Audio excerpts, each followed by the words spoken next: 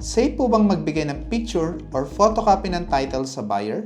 Good morning, good learning everyone! This is your Kuya Francis and I'm your Kuya Broker. May magandang question po tayo today. Kuya Broker, I'm a seller of a house or property at meron pong isang interested buyer na gusto pong bumili ng property pero nanghingi po siya ng picture or photocopy ng title ng property.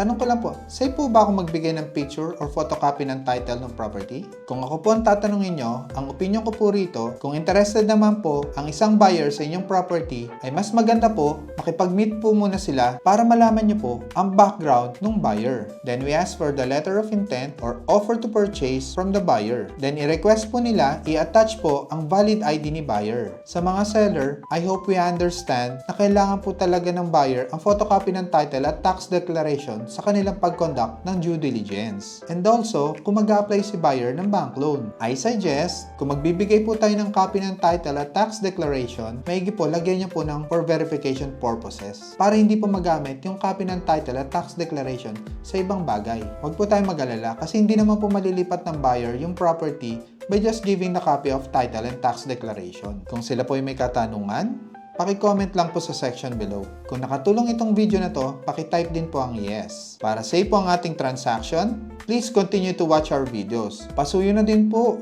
Paki-invite po ang ating mga friends to like, follow, and share ang aming mga social media platforms. Again, this is your Kuya Broker. God bless po sa ating lahat.